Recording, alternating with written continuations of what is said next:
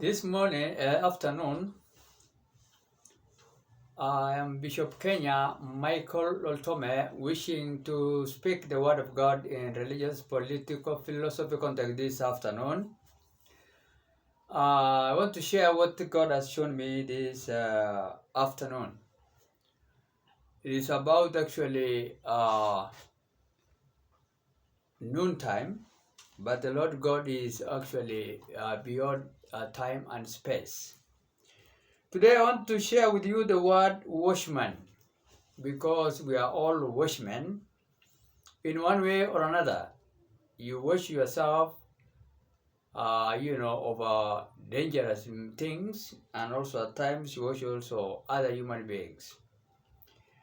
So the Bible used to, speak of a watchman to be someone on a tower of high point, entrusted to watch for approaching messengers or enemies, to warn people of all calamities or dangers. That's why, if we read this book called Ezekiel, which was written by Prophet Ezekiel, chapter 3, verse 17, he was actually a spiritual leader and also a prophet of Israel, who was actually terming himself or calling himself a watchman of Israel. He used to warn them on spiritual affairs and matters, as well as also physical and social and economical kind of matters. That's why he said in Ezekiel chapter 3, verse 17, it speaks of a kind of a behavior which is likened to a watchman. He said actually here, Son of man, I've made you a watchman for the house of Israel. That's God told him. So hear the word I speak and give them warning from me. God actually told them to warn Israel, who have been actually, swayed to do some kind of unpleasant things pertaining God's commandments.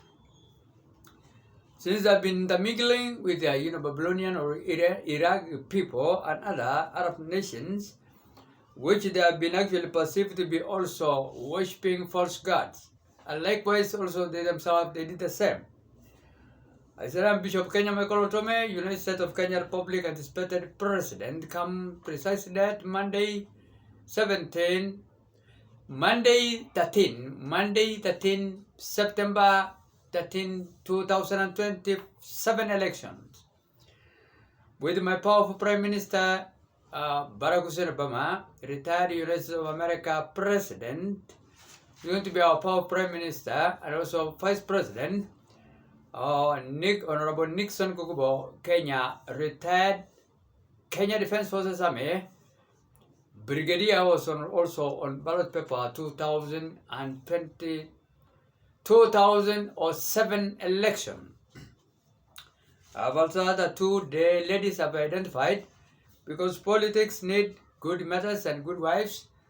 One of them is the incumbent head of state, youngest daughter, Honorable Charlene Miss Ruto, which is the youngest daughter of Dr. William Samuel Ruto, our president currently. I'm also looking forward to marry also another First Lady, Supreme People's Power President, youngest daughter also Imgad Winnie Raila Amolo Odinga, the next government. So mind you, today in a very bad politics, which has started period to 2027 election, the Lord God is warning us to be very careful, because these days are evil. I just want to say also, there's also good things written in Psalms 127, which actually it is regarded as King Solomon's song, which he used to sing, and also to sing with other travelers who are heading to Jerusalem for pilgrimage. And there, the verse is actually emphasizing the importance of God's blessing and presence of God in all aspects of humanity life, who are God-fearing people. The Psalms 127, I highlighted that human effort is ultimately futile without God involvement, whether in building a house or protecting city or even in daily labor. It is good for us to know that our God is the one which is the supreme kind of protection and safety for humanity and all living things and non-living things, because He is the Creator. Also, Psalm 27 also echoes the celebration of King Solomon about the children God gave him, and also heritage and blessing from the Lord God Almighty. So remember today, a house which is not built by God is not actually going to be stable and successful kind of a building. Or any nation which is not built by God kind of commandments, it will not go anywhere. I just want to say a bit of things which I need people to know today. That when was Kenya State House was built? When was it built? The Kenya State House was built in 1907, which was formerly the government house, served as the official residence of the colonial president, which used to be called governors, representing the government of British colony, Kenya, which has ruled us from 1920 to 1963, and then left the country to be destroyed by blacks president. So British government actually ruled us during that kind of a period. So many of them governors, including a lady, Queen Elizabeth II, which is actually the one who has built this house I'm living now in Kenya Republic in 1956. So remember, the Kenya government was actually, built by that government of British, with multiple kind of governors or president, in that case, appointed to minister the British colony government, the governors here. But in 1963, the transitional kind of black leaders independent came in, which is of course was handed over by Honorable Sir Malcolm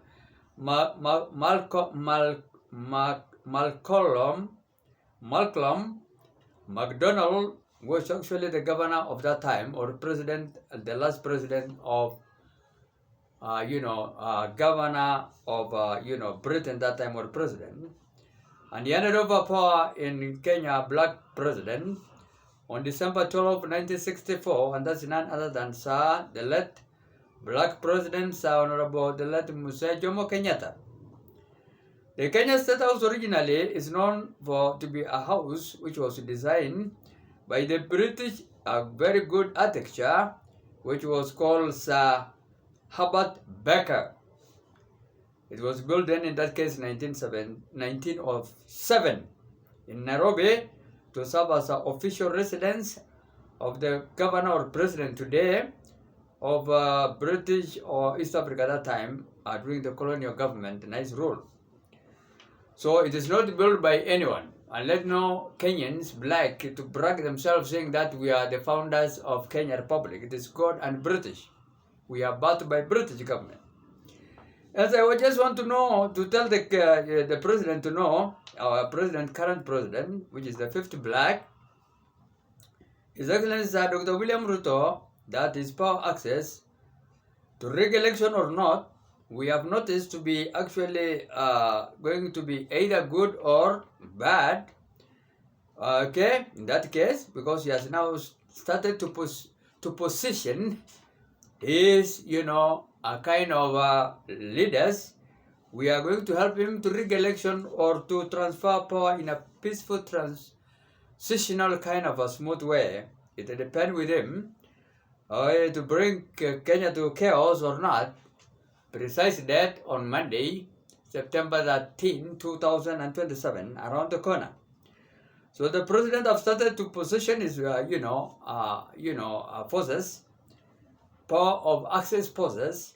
One of them is Kenya Defense Forces, Army Ministry of Defense, Cabinet Secretary or Minister, Nilotic Ethnic Group, Masai, Honorable Soipan Tuya. He was actually the Minister of,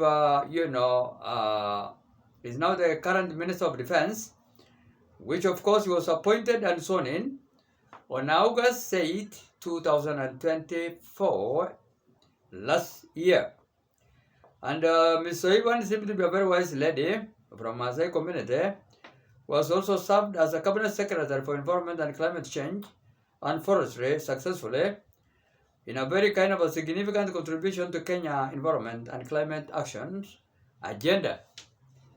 Another leader which is now positioned to help the president to win election is actually a stripe man, which is now heading to be actually CDF in due course, but now it's a Kenya Army.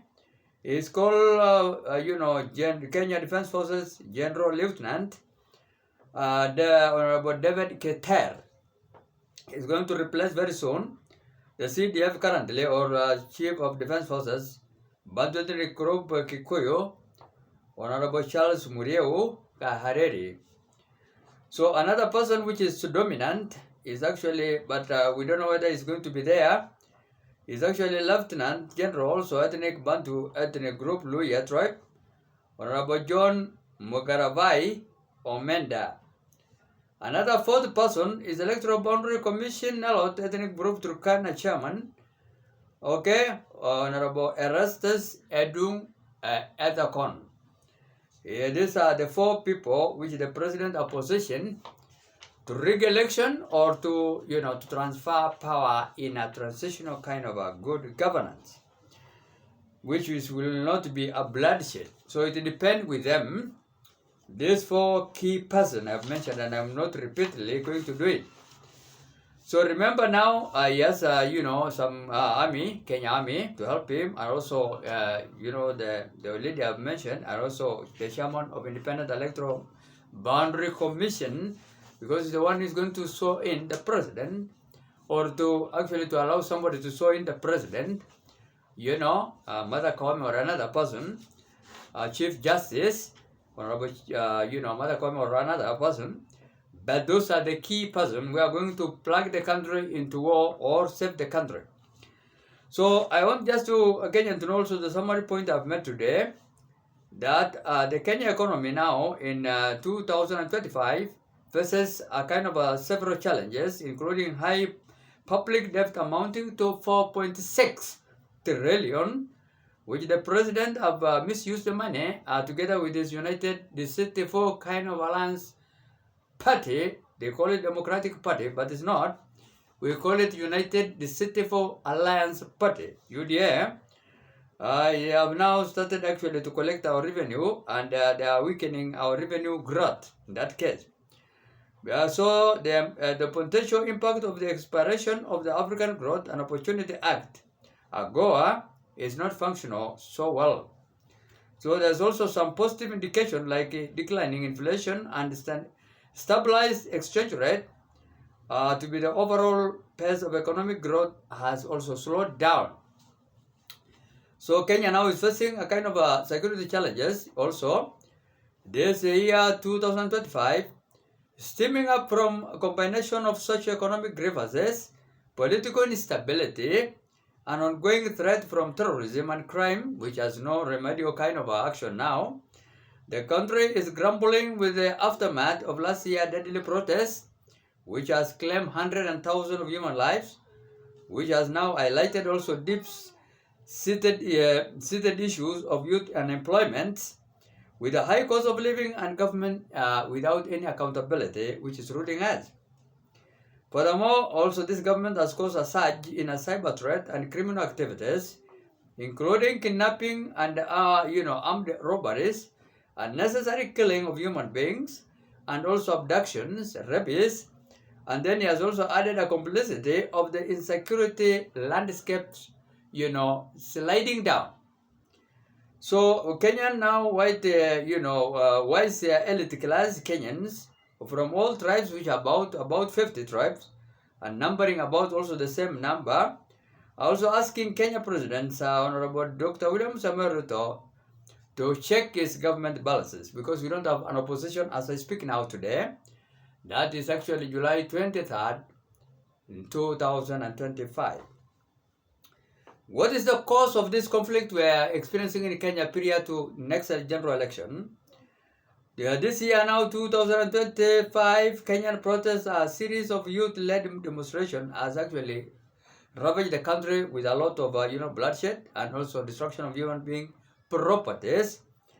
Okay, and so primarily in Nairobi and other countries of Bantu, Gema, Gikuyu, Embu, Meru, and Akamba particularly, they have sparked the country into a lot of debt, particularly during the block death of teacher Albert Omondi, the late Ojwang, in police custody, and that one was fueled by discontent over rising living costs of government corruption and policy brutality.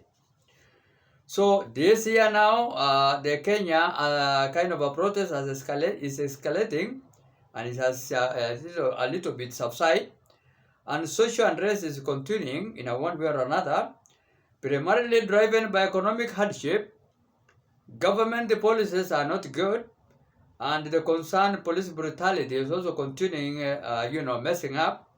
So this protest now particularly organized by Ngema, Gikuyu, Embu, and Meru Akamba tribe, General Z or Gen C, which are continuing in one way or another, being dissent against the government or anti-government handling of the economy, accusing them, and it is a use of force against, demonstrators in that case. I've started to make some kind of a breakdown of the so-called conflict going on.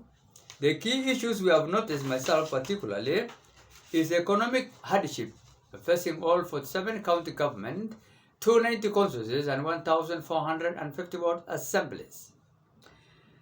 With a high cost of living, unemployment, and proposed increase of taxes, which was actually objected as it was called Finance Bill 2024, which has fueled public anger. We call it public holy anger, like Christ anger. Other government policies also, which are not good, the government is handling of the economy and its response to the protests have been criticized by all Kenyans to widespread discontent. So police brutality has been witnessed all over the areas which are actually ravaged by the, protesters, particularly here in Nairobi National Government and other Bantu controlled county government.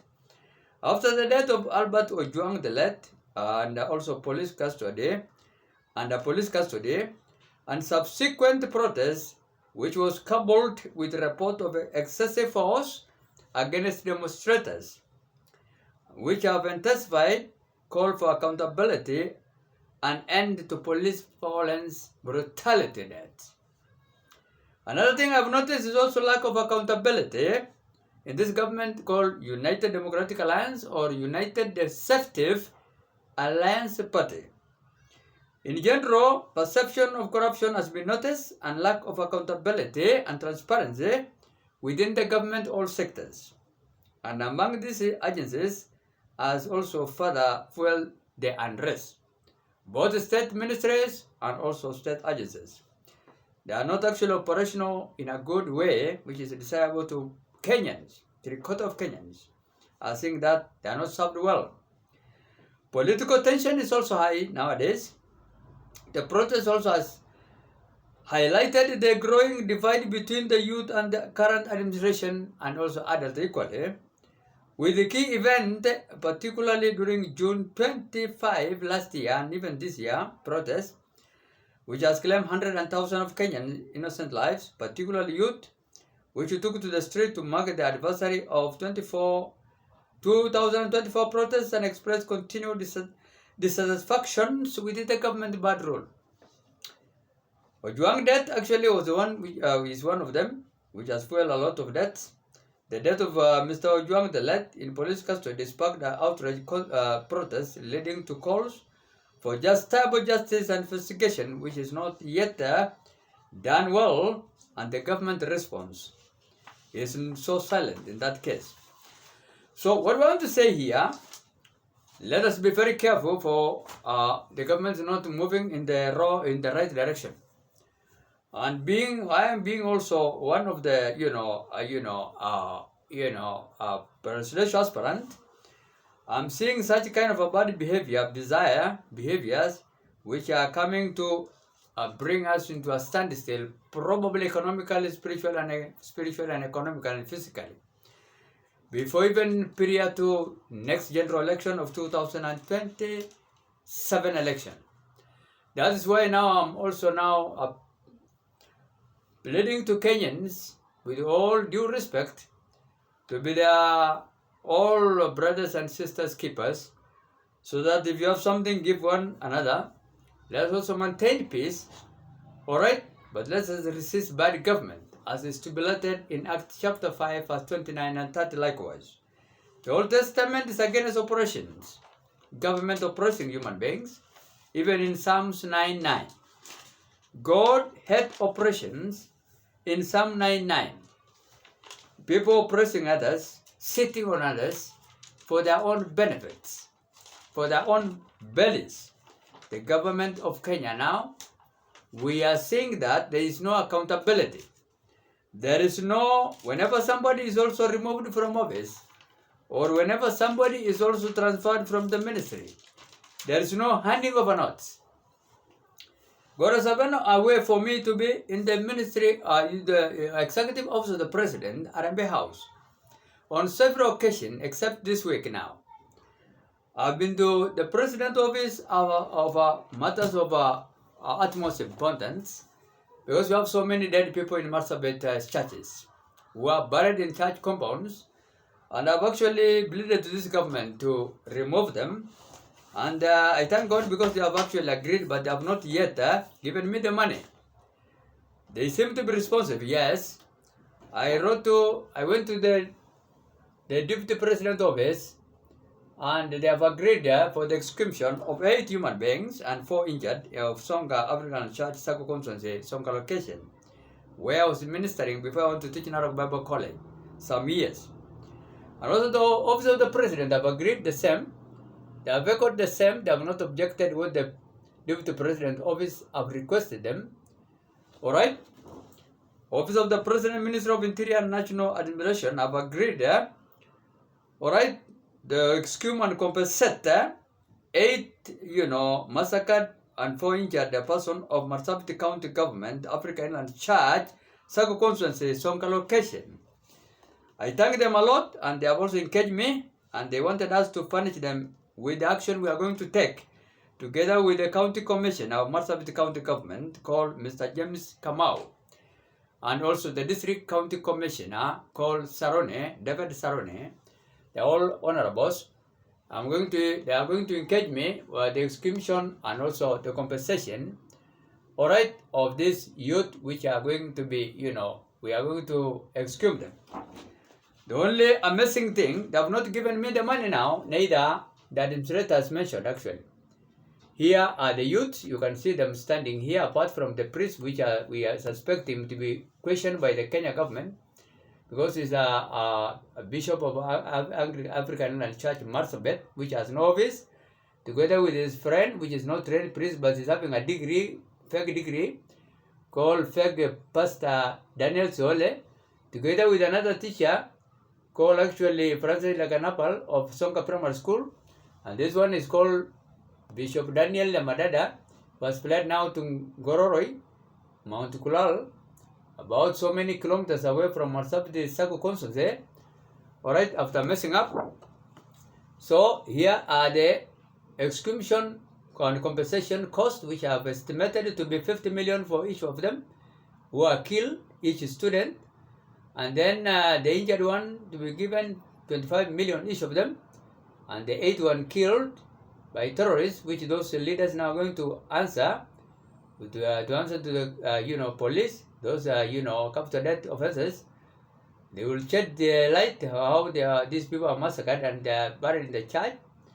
That is Bishop Daniel Amadada, fake pastor and trained with a fake degree, Daniel Siole, and also Songa Primary School, Francis Lakanapal.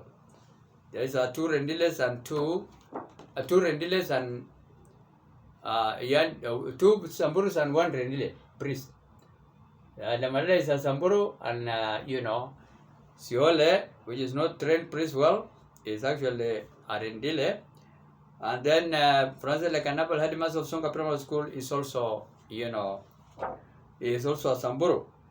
So these are the people we are killed. We have a university student here, Mr. Daniel Antara Delet, Miss Jessica Delet, Jessica Lado, Mr. Daniel Antare here, Miss Jessica Lado, and Mr. Delet Daniel or Dan Lalantare, Miss Jessica Lado Delet, Miss Chuchu Lemosor, Mr. Chuchu Lemosor Delet, Mr. John Lobele Delet, and also my choir members 4 here also killed, and they're all in this church. Now you can see this church of Anshit.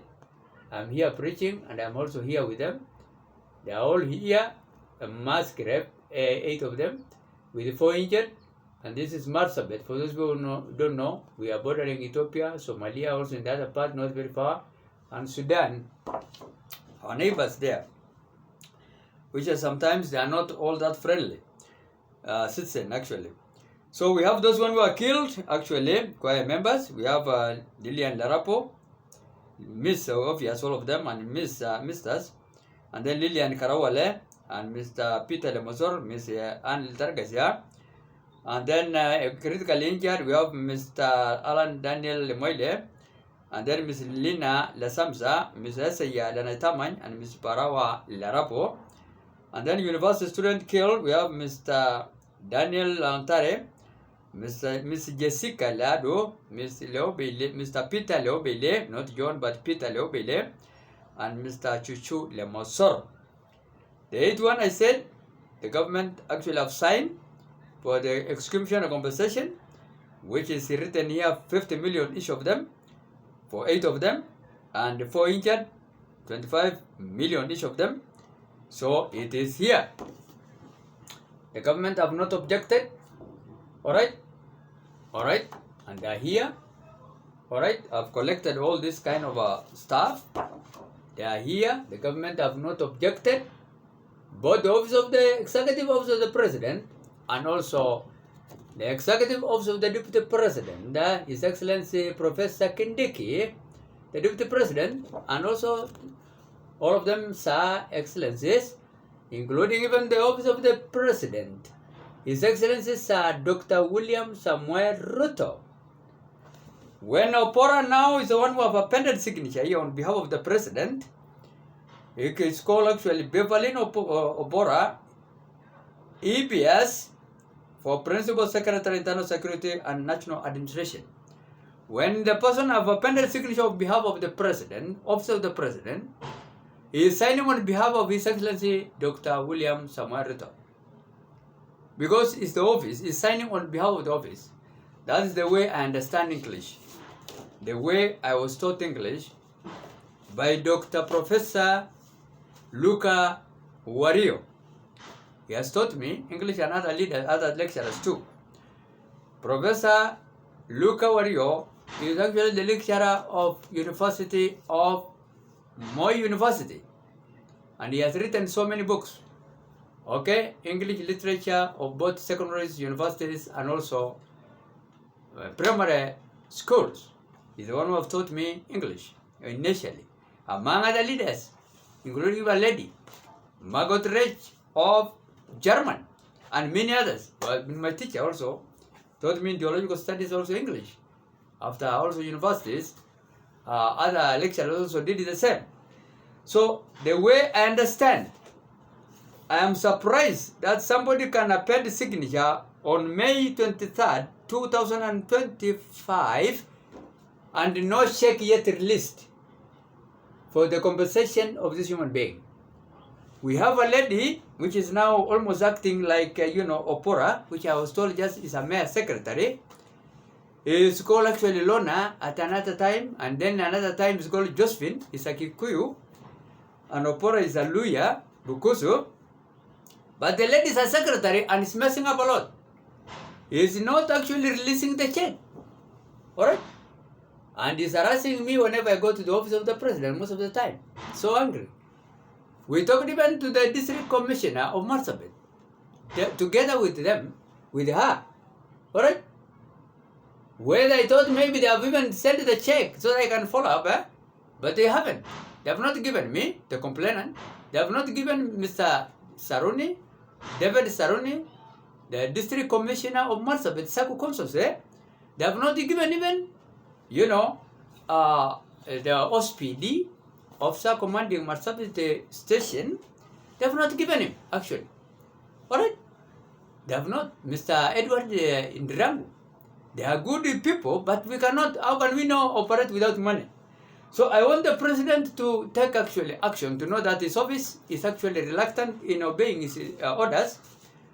And also they are crisscrossing, they are overstepping their mandate. Because that lady now called Josephine, or at time also Lona, is actually stepping, a mandate. Being a secretary and signing on the behalf of the president all letters. Alright? Here is my complaint, and from, the one I've raised now, when I was actually in Marsabit, you can see it here. It is here, actually. Alright? It is a case number from Marsabit. Okay? It is here. We call it actually Marsabit Police Station Occurrence Book or OB number 48 case. And I've launched it on 13th January 2024. 18:27 hours. And I've now come to succeed after 1 year and 7 months, close to 2 years.